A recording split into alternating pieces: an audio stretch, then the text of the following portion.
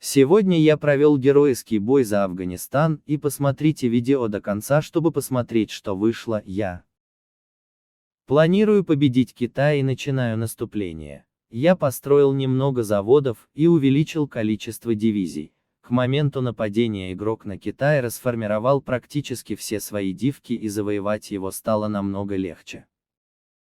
Я планировал начать наступление так, просто без проблем дойти до их столицы.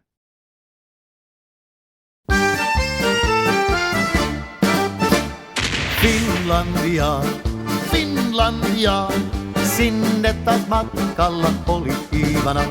Kun Molotovin lupasi, on kaikki harshi.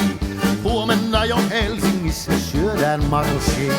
Niet Molotov, valehtelit enemmän kuin itse Bobrikov. Niet Molotov, valehtelit enemmän kuin itse Bobrikov. Finlandia, Finlandia, Mannerheimin linjalla ol vastus ankara.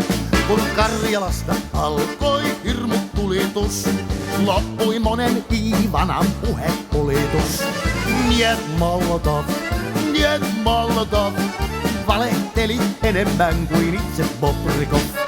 Niet Molotov, valehtelit enemmän kuin itse Bobrikov.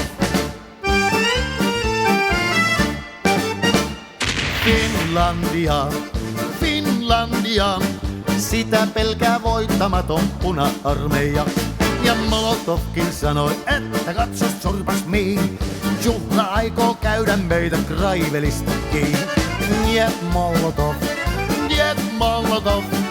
valehtelit enemmän kuin itse Bobrikov. Niet Molotov, valehtelit enemmän kuin itse Bobrikov. Uraalintaa, siellä on Molotovin torpanmaa.